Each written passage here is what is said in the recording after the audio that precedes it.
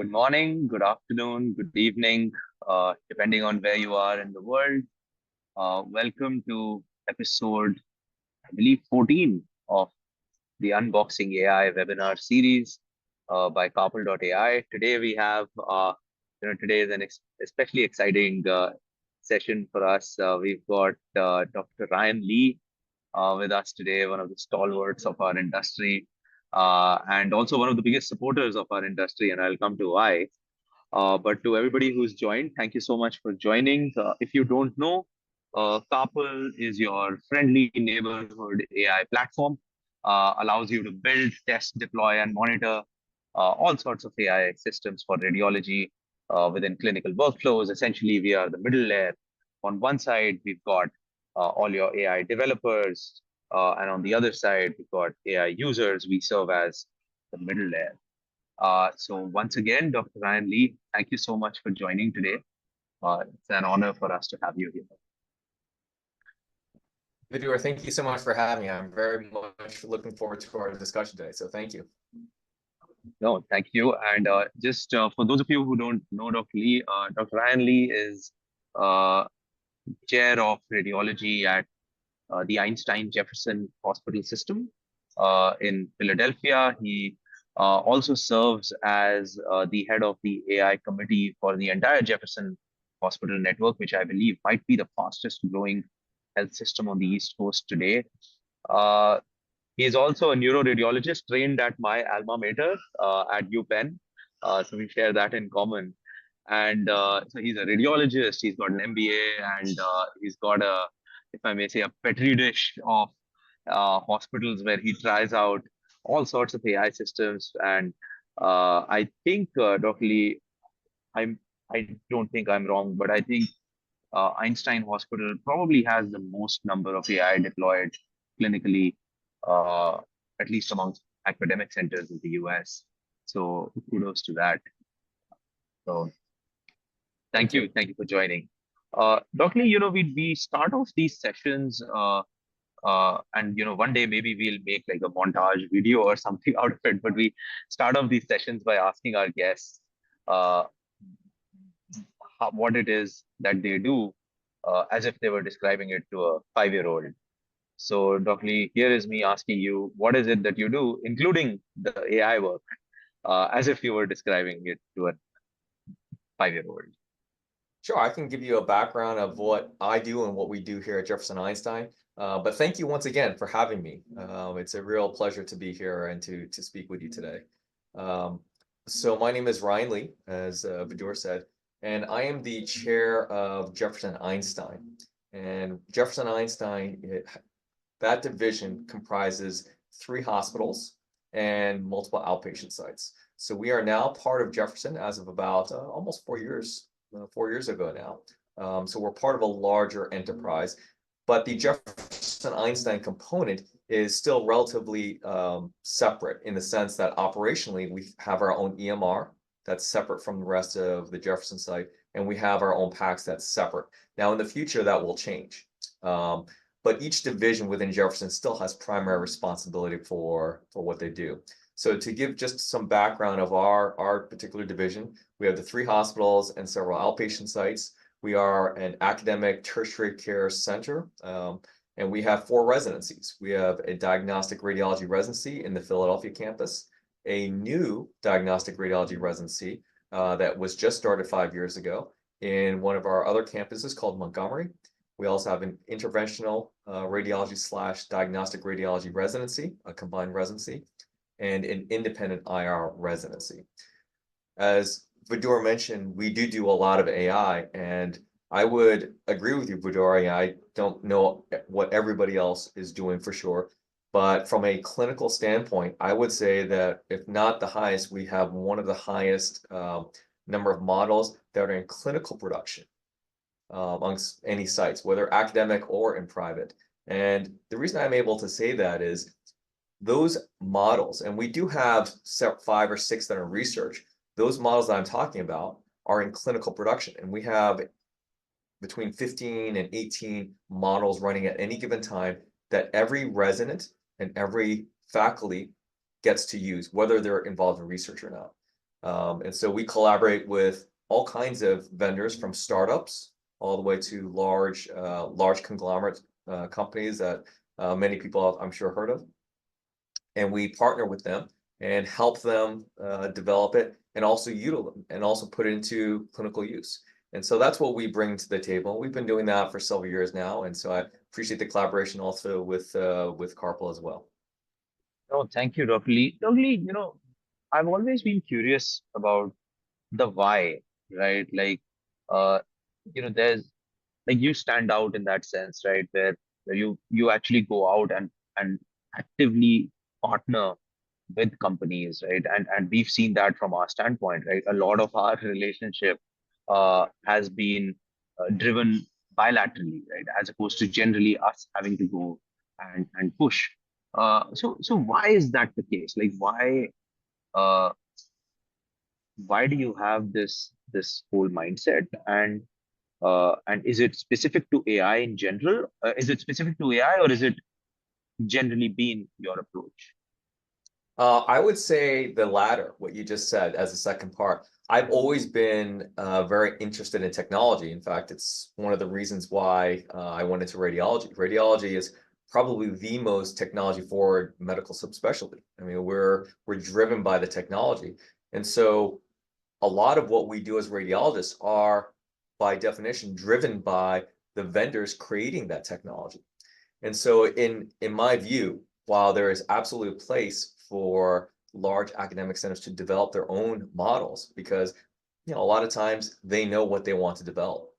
There's also, however, at least as big, if not bigger, market in which an easier pathway forward to allow professionals, for example, professional companies such as CARPL, to actually do a lot of the developing, because my expertise is not necessarily in the technical informatics.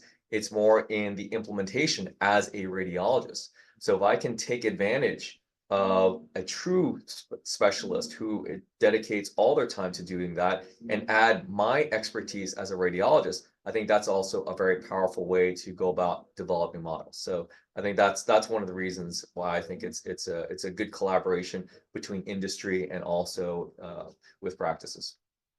So and Dr. Like we see a lot of like even on the webinar today, and then we do go ahead and put this on YouTube, so it does go to a much wider audience. So from that perspective, if there was like you know someone running either running a diagnostic radiology or an IR department, uh, or or running an AI team, like a radiologist, how can they uh, you know learn from your experience in terms of building such collaborations, right? Like essentially, like the short way of asking that question would be, let's say I'm the chair of radiology at a hospital system somewhere, and I also want to use 15 to 18 or 20 AI systems in my day-to-day practice. How do I go about it? Well, I think that's it's a case specific, a situation specific need.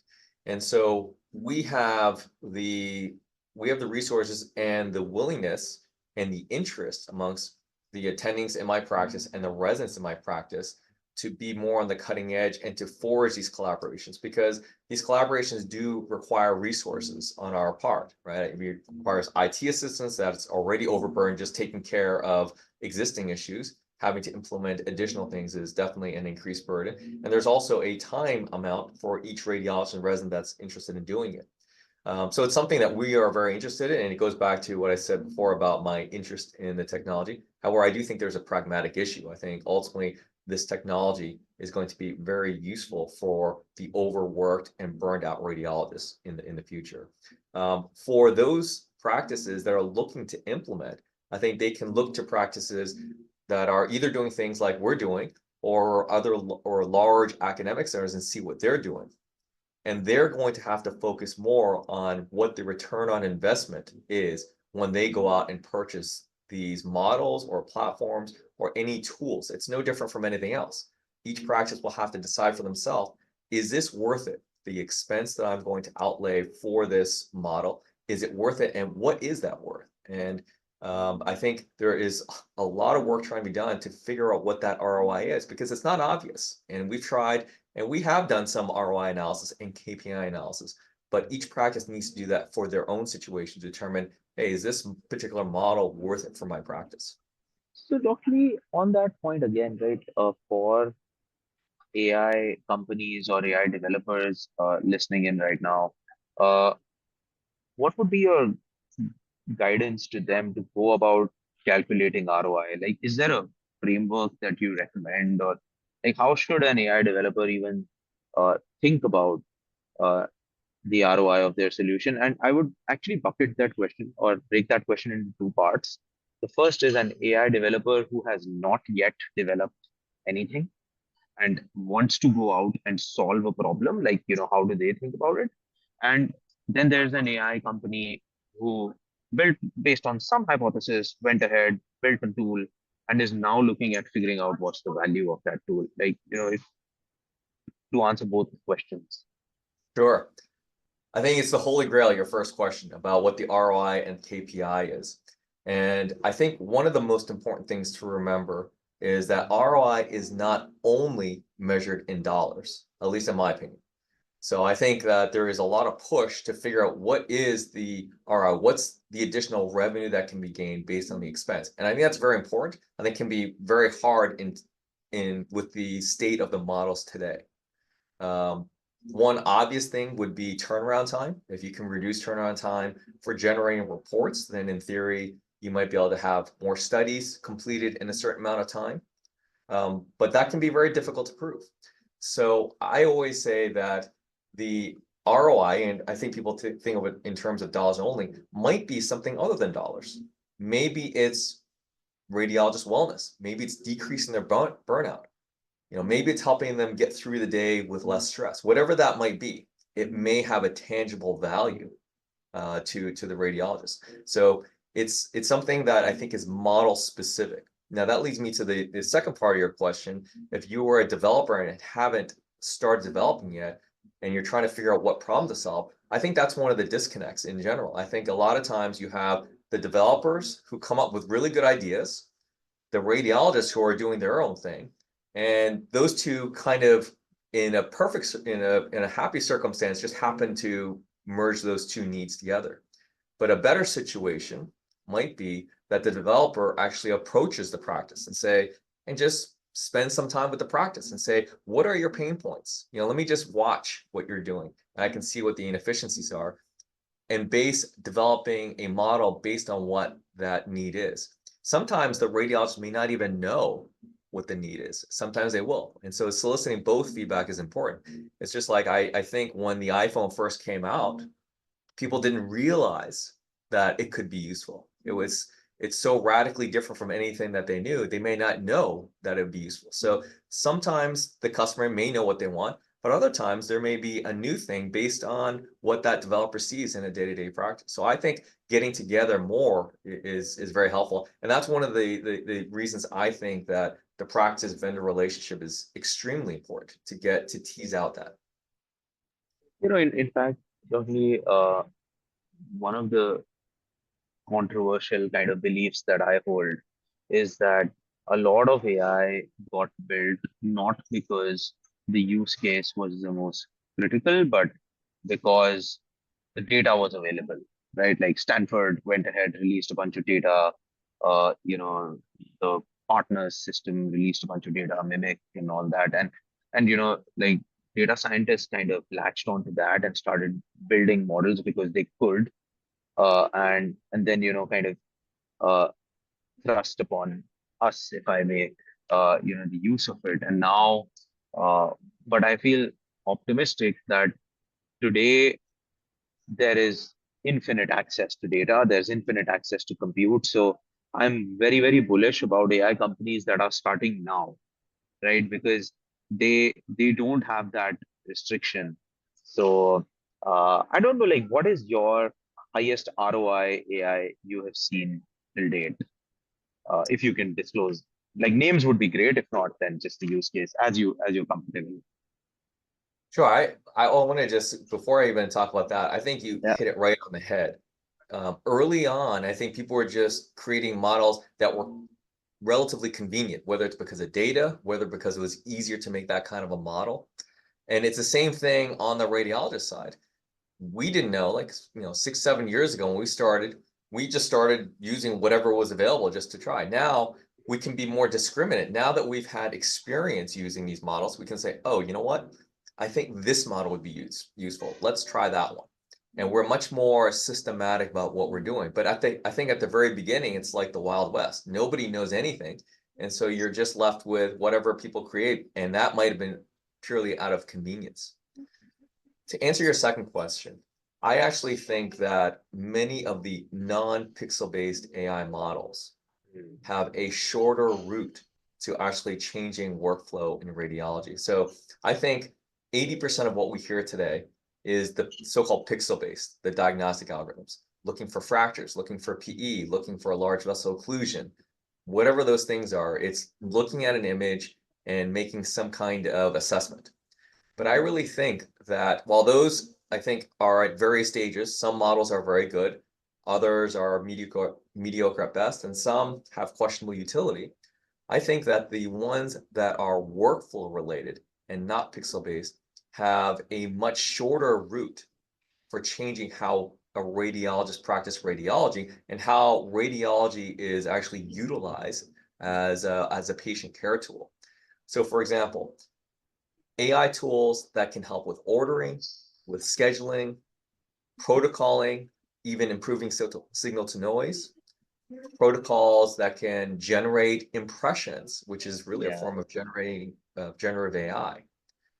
Those kind of models have the potential to really change how radiology is practiced. One of the reasons which is because it actually doesn't directly require a radiologist. So I think one of the reasons why it's been slow to adopt pixel-based AI is that it requires the radiologist to actually want to use them. I mean, if you introduce a new tool, and we've seen this immediately, we've seen this in our practice, you introduce a new tool, you tell them, hey, this is how it works, you will get variable uptake as to whether they're actually being used or not. And further, even if they use it, they may not be using it to the best way possible. And it's up to us, as sort of the lead people in AI to show people, hey, this is how you might want to use it because this is how it could be useful.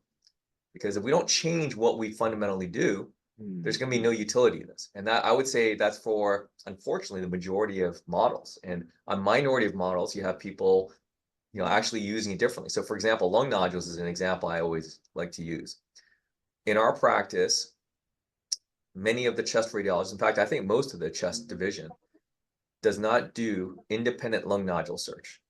The model that we have, and I think there's several now that are probably equally as good, the model we have is so sensitive and pick up nodules to 2 millimeters. When the Fleischner criteria really says anything below 6 millimeters, who cares? Yeah. They're so good that they do not do independent lung nodule searches. And in fact, what they do is they just take what the model gives them and they throw nodules out and keep the nodules that they think are worth taking.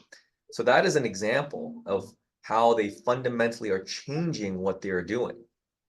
And that could potentially, and we're going to be looking at this, decrease the turnaround time. If they're no longer spending the time having to look for a relatively rote task of finding nodules, but instead using their time to decide whether this is an important nodule or not, that's a fundamental difference. And so looking for use cases like that, and how can we change what a radiologist day-to-day does, that is where it's going to be changed. But I think it's, first of all, people don't like change. And so you have to convince people that this is actually better. And then you actually have to find the use case where that might be. So that's why radiologist consent is so important for these pixel-based, and the workflow things I was talking about, they don't necessarily need that, right? And so that's why it's an easier pathway for actually improving efficiency in some way. So, Dr. Lee, if you could wave a magic wand and get any AI built, uh, what would you aim for? I think AI, well, the magic wand is always in stages because I never think of AI as this is the final configuration of AI. It's almost like quality. It's just an iterative process. And with each iteration, it's going to slowly change how we practice radiology. In our current state, I think having, especially in a practice like ours that has at any given time anywhere between 15 and 18 models running clinically, in addition to the research models, having one point of deployment is extremely important, because otherwise, after you have more than a few, 2 or 3, it gets very confusing as to where to look for all these things. So we have for example, in our workflow, for most models, at least 2 ways that a radiologist can ingest the AI result, and in some models, actually 3. So pretty much all models get a secondary screen capture, so it shows up as a series, just like any of the images. We also have built in, and one of the first implementations, to my knowledge, because of our collaboration with our vendor, into our work list. We happen to use Fuji Snaps. And so we can see the AI result, we can see if it's run, and we can actually see if there's an error just on the work list alone, and whether there's an urgent case or not. And the third way is, for some of our models, we actually have a widget. It's a vendor-specific widget that shows up. So the different ways are important, and having redundancy is important. So I think for the short term, waving of the magic wand would be to make sure that these are all deployed uniformly in the same way. In the longer term, I would like to see more models that can do more than just one thing. Right now, for example, we have models that can look at intracranial hemorrhage, look at midline shift, but we should be able to run multiple models. And the closer we get to that, the more useful I think models will be to reducing the amount of time maybe a radiologist spends interpreting a study. No, that's an amazing segue, Dr. Lee, to my shameless plug for CARPL, which is, so we are going live. The infrastructure is set up. My team has access and all of that. So we're hopefully next couple of weeks, we go live at Einstein, and I think one of the primary use cases that we're deploying with you is the monitoring of AI, right? Is to figure out on a daily, weekly, monthly, quarterly basis, is my AI even hitting the performance benchmarks that we assume it should?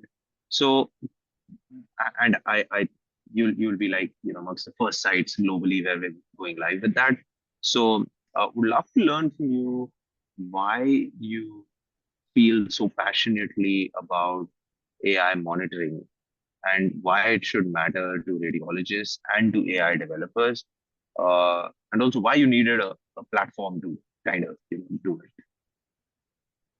Well, the platform is an easy one. I think just having a homogeneous way to ingest it, no different from having, when you have your iPhone or your Android device, all of the little apps on there all have to conform to a specification, so that's easy as a user to go to navigate through. But the monitoring is a fundamental part of AI use. And up until now, we have to do it very manually. So I can when I see a model isn't working right, I can say true positive, true negative on most of the things here, and it will get tallied up. But it's all based on my bandwidth of doing that, and it's manual. So it's by no means anywhere close to complete. So your question is, why should we care about monitoring? Well, at least in the US, and I assume it's similar to the rest of the world, when the FDA approves a model, it's based on a data set that the vendor has chosen. Now, that data set and that population that data set represents may or may not be similar to the population of your practice. And so if I decided to use a model that was FDA approved by a vendor, and they used a population that was different from, say, the Einstein population, there's no guarantee that model will work to the same specificity, sensitivity, positive predictive value, negative predictive value as what they showed the FDA. It's compounded and made even worse with the way the FDA regulations are currently, and that once a model has been FDA approved, there actually is not a mechanism for them to continue to learn. And so the model is locked, which means that what you see is what you get. And if your population is different, it may not function as well, which makes the monitoring in real time even more important. So putting that aside about the different populations, over time, even if you had a perfect population match, if the vendor's population and the Einstein population were perfect, you're like, oh, you know what? This is great. This should work exactly as we think it should. over time, because of drift of various causes, the model can fail. And other than anecdotally saying, oh, you know what, this was a false negative, this is a false positive, we're not going to know. And that's why constant real-time monitoring, which Badura, you know as well as I do, we've been talking about this for a couple of years now. This is something that nobody in the industry is doing robustly. And I think that's now that AI is a little more prevalent than it used to be. It's still not that prevalent. In the US, the number is only about 30% of practices are actually employing AI. But as it becomes more prevalent, and this becomes a more significant part of how we interpret studies as tools, it's going to be even more important that we understand and recognize when these tools aren't working. So the real-time monitoring is extremely important. Also, Dr. Lee, the way what we've seen globally is the reason you need a platform to do this is also because there's somewhat of a perverse incentive there, right? Like, uh, if you have, it's kind of the whole who watches the watchman kind of thing, or maybe even like a maker checker mismatch, right? Like, if if you rely on the AI developer for telling you information on the AI's performance, then there is that perverse incentive. So wherein like a third party like us comes in the middle, we don't care, whether the AI sensitivity is 95 or 96, right? For us, it is what it is. So I think that's one trend we're seeing globally, and the fact that we don't build AI, we build the pipes, has kind of played to our advantage there. It seems. No, absolutely. As a neutral platform, you actually have the ability to actually look at several models that may reportedly do the same thing and really evaluate each individual performance. And again, maybe they change over time at different rates. It's just important to establish some kind of benchmark that you're looking at from week to week. And if it changes, at least hey, listen, we got to look into this further. We don't know what the problem is, but we got to look into this further. Something has changed. That's awesome. Dr. Lee, we're almost at time. In closing, we typically ask our guests for pearls of wisdom, like kind of words of advice for folks who are sometimes on the edge about whether to enter our vastly complicated world of radiology, and within radiology AI. So what would be your guidance to somebody who's kind of on the edge, thinking about entering this field or building in this field, or a radiologist who's thinking about working with an AI startup, or some engineers at Facebook who are thinking of leaving and starting their own radiology AI startup? You've got these kind of people out there. What would be your closing words of advice for folks like that? Well, I can tell you what I tell our residents from a radiologist perspective. I tell our residents that are graduating and looking for their first job after fellowship is that they should be actively pursuing practices that are investing these AI tools in their practice now. Because although, as I said earlier, it's a minority of practices, if in the future, these will just be standard. And those practices that don't have these tools will be at a significant disadvantage. And it's just like, with electric vehicles, 10, 15 years ago, people would laugh at the notion of electric vehicles, and the people that bought them were thought to be, well, they were just quirky and interested in new technology, but it wasn't something that was thought to be that would be sustainable, ironically enough. And you fast forward to now, when the EV market is really exploding and is eventually going to take over the conventional internal combustion engine.